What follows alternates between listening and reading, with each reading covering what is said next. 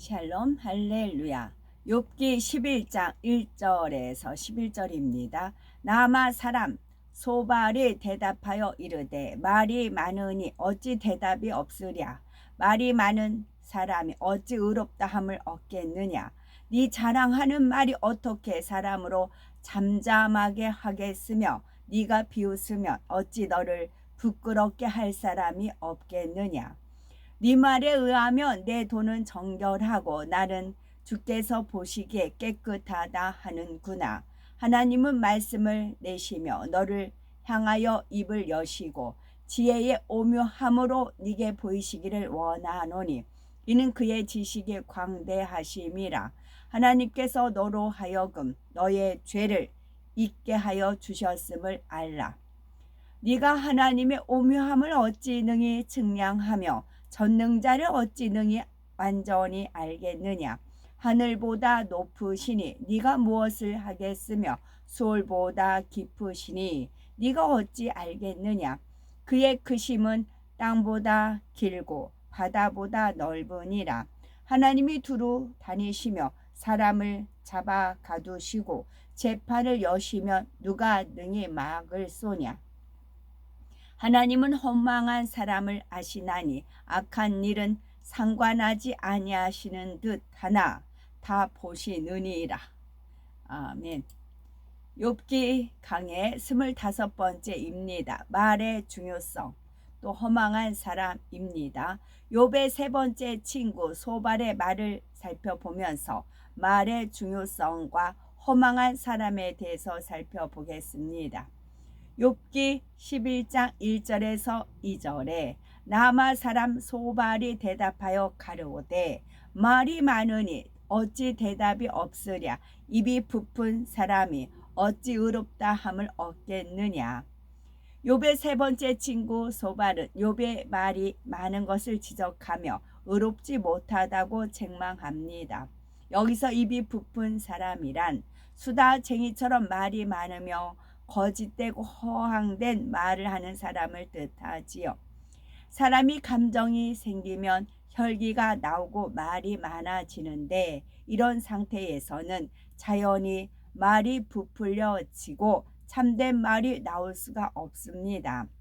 하나님의 자녀들은 말 한마디도 진실하고 신중하게 해야 되지요. 말이 많으면 듣는 사람들이 재미있어 하고 좋아할 수는 있지만 그런 사람을 중심에서 신뢰하거나 인정하지는 않습니다. 성경에는 말의 중요성을 알려주는 말씀이 참으로 많지요. 전능하신 하나님을 믿는 우리는 아무리 어렵고 힘든 일이 생겨도 기도하며 범사에 감사하며 긍정적인 입술이 되어야 합니다. 힘들다, 죽겠다, 피곤하다 라는 등 부정적인 말을 하면 점점 힘들고 어려운 일이 생기고 더 피곤해집니다. 어렵다, 안 될 것 같다 라고 고백하면 사단이 기뻐하고 춤을 추지요. 이는 진리에 위배되는 말이니 하나님께서 역사하실 길을 막아버리게 됩니다. 반대로 하나님 믿습니다. 하나님께서 이루십니다. 라는 믿음의 고백을 하면 하나님께서 그 믿음대로 길을 열어 가십니다. 욥기 11장 3절에서 4절에 네 자랑하는 말이 어떻게 사람으로 잠잠하게 하겠으며 네가 비웃으면 네 말이 내 돈은 정결하고 나는 주의 목전에 깨끗하다 하는구나. 욥은 항상 자신은 의롭고 선하다고 했으며 친구들에게 나는 너희보다 더 낫다라고 하며 친구들을 무시했습니다. 그런데 친구들이 그런 욥의 말을 듣고 어떻게 잠잠할 수가 있겠느냐는 것이지요. 여기서 우리는 자랑하는 것이 얼마나 어리석은지 알아야 합니다. 그래서 성경은 사랑은 자랑하지 아니하며 타인으로 너를 칭찬하게 하고 네 입으로는 말며 외인으로 너를 칭찬하게 하고 네 입술로는 말지니라 말씀하시었지요. 우리는 이러한 육적인 자랑을 버리고 자랑하는 자는 주 안에서 자랑하라는 말씀대로 오직 주 안에서 자랑해야 합니다. 욥은 자기를 자랑하며 친구들을 비웃고 심지어 하나님까지 비웃으며 하나님을 모독하는 말을 많이 했습니다. 이에 소발이 참지 못하고 네가 이렇게 다른 사람을 비웃으니 결국 너 자신이 부끄러움을 당할 수밖에 없다라고 합니다. 그러나 상대방이 말이 많고 자랑하며 비웃는다고 해서 나도 같이 자랑하고 비웃는다면 똑같은 사람이 될 수밖에 없습니다. 어느 누구도 흠도 티도 없이 깨끗하며 거룩하신 하나님 앞에 감히 의롭다고 할 수가 없습니다. 그런데 욥은 하나님 앞에서 스스로 의롭다고 얼마나 많이 주장을 했습니까? 그러니 소발은 욥아, 회개하고 돌이키려 하지 않고 오히려 하나님 앞에서 너만 옳고 깨끗하다고 하는구나. 그렇다면 네가 옳고 하나님이 틀리다는 것이냐? 네가 정녕 죄가 없다면 어찌하여 하나님이 사단의 송사를 들으셨고 너에게 엄청난 시험을 허락하셨겠느냐? 이런 의미로 따져 묻고 있는 거지요. 욥기 11장 5절에서 6절에 하나님은 말씀을 내시며 너를 향하여 입을 여시고 지혜의 오묘로 네게 보이시기를 원하노니 하나님의 벌하심이 네 죄보다 경하니라. 광대하시며 전능하신 하나님 앞에 임할 우리의 자세입니다. 하나님의 능력과 지식이 얼마나 광대하신지 사람의 지식으로는 도저히 헤아릴 수 없고 오직 믿음으로만 이해할 수가 있습니다. 성경에는 물결이 넘실대는 바다가 갈라져서 수백만 명이 마른 땅으로 건넌 일, 견고한 여리고성이 순간에 무너져 내린 일, 해와 달이 운행을 멈춘 일, 죽은 사람이 다시 살아난 일, 이길 수 없는 싸움에서 통쾌하게 승리한 일 등 하나님의 능력으로 펼치신 오묘한 기적의 사건들이 너무나 많습니다. 이렇게 소발이 볼 때 이처럼 하나님께서는 능력과 지혜가 무한하신데 하나님을 대적해 나가고 있는 욥을 그냥 지켜보고만 계십니다. 하나님께서 욥의 생명을 마땅히 거두셔야 될 것 같은데 그렇게 하지 않으시니 소발은 욥의 죄의 무게에 비하면 오히려 지금의 재앙이 훨씬 가벼움을 깨우치라고 권면하는 것입니다. 욥기 11장 7절에서 9절에 네가 하나님의 오묘를 어찌 능히 증량하며 전능자를 어찌 능히 온전히 알겠느냐. 그 도량은 땅보다 크고 바다보다 넓으니라.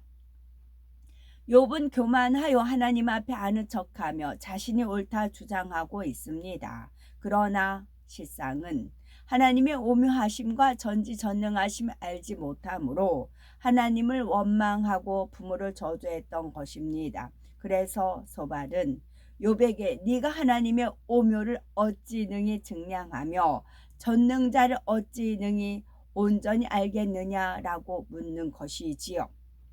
소발은 영의 세계에 대해서 밝히 알지 못했기 때문에 음부란 단지 죽은 사람이 가서 영원히 잠들어 있는 까마득한 깊은 곳으로 생각하고 있었습니다.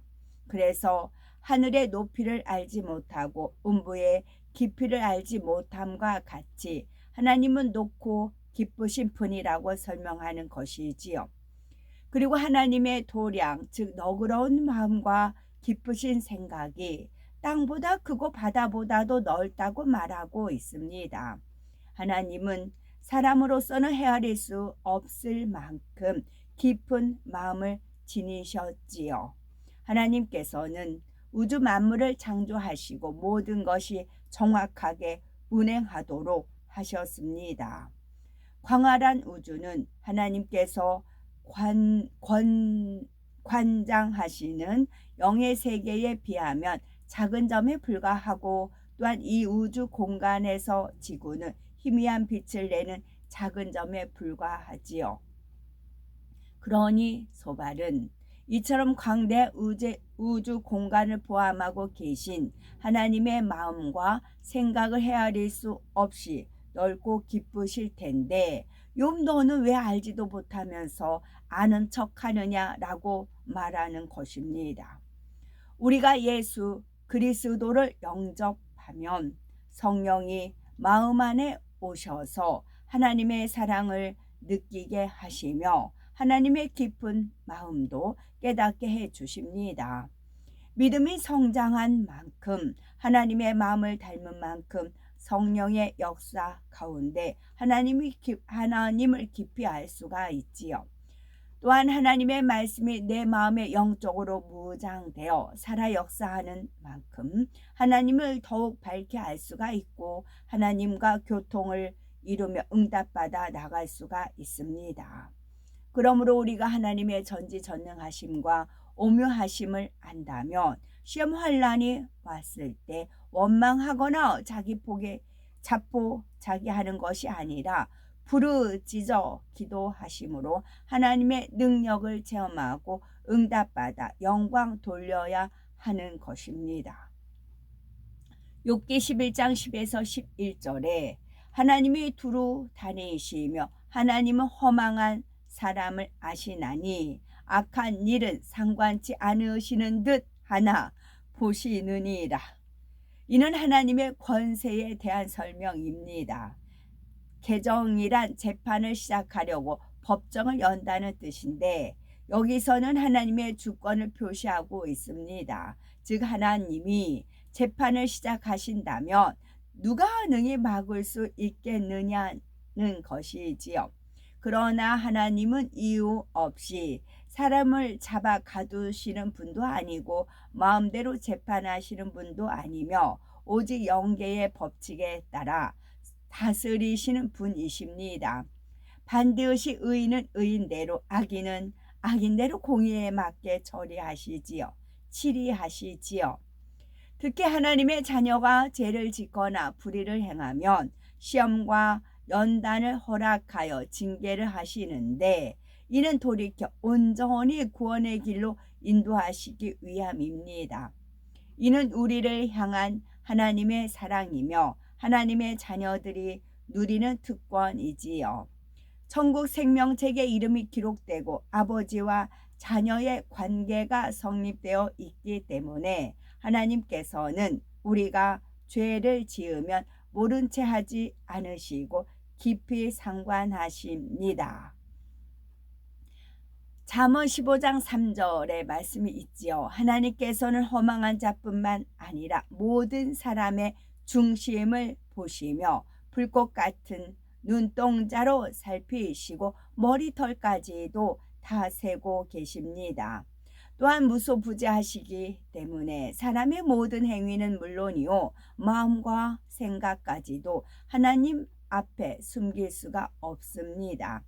때로는 악한 일이든 선한 일이든 상관치 않으신 것처럼 보인다 해도 하나님께서는 모든 것을 감찰하시며 결국은 행한 대로 갚아주시지요.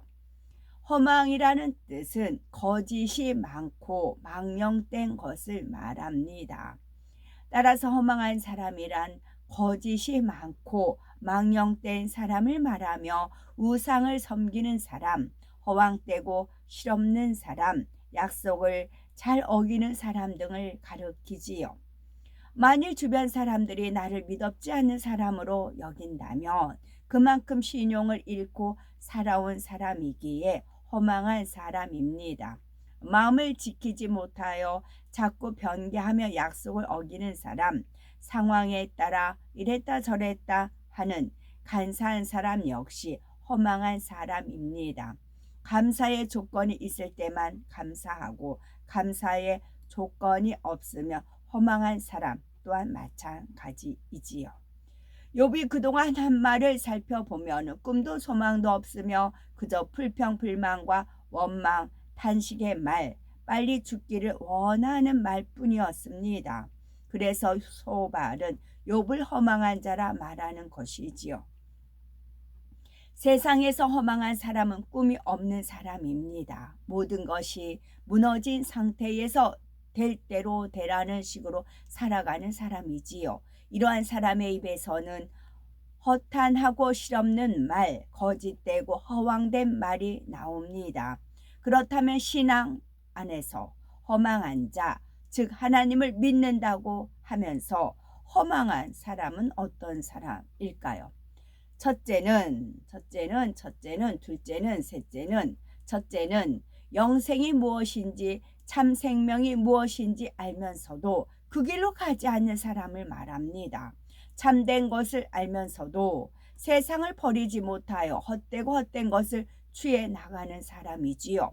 천국과 지옥이 있음을 안다 하면서 지옥 가는 행함을 하고 있다면 어찌 믿음이 있다 할 수 있겠습니까? 더더욱 살아계신 하나님의 증거를 보았는데도 말씀대로 살지 않는다면 이 또한 허망한 사람인 겁니다. 허망한 사람 두 번째는 믿노라 하면서 하나님을 욕되게 하는 사람을 말하지요. 이런 사람들은 교회에 다닌다고 하면서 도리어 하나님의 뜻에 위배되는 행동으로 교회와 주의 종들을 욕되게 하며 하나님의 영광을 가립니다. 입으로는 주여 주여 부르지만 실상은 하나님의 뜻대로 행치 않기 때문에 구원을 받지 못하며 헛된 것을 잡았기 때문에 결국 사망의 길로 가게 되지요. 셋째는 하나님을 믿는다고 하면서 억지를 부리거나 악을 바라는 사람이 허망한 사람입니다. 악을 버리라는 것은 하나님의 명령인데 하나님을 믿는다 하면서 악을 바라니 허망한 자라 말씀하시는 것이지요.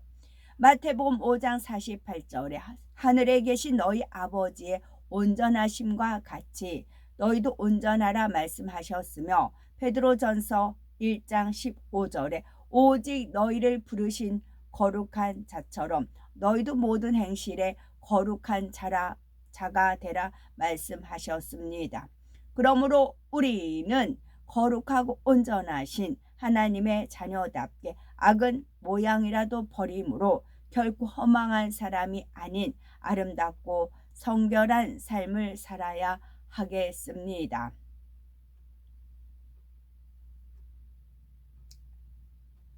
세상에서 허망한 사람은 꿈이 없는 사람입니다. 모든 것이 무너진 상태에서 될 대로 되라는 식으로 살아가는 사람입니다.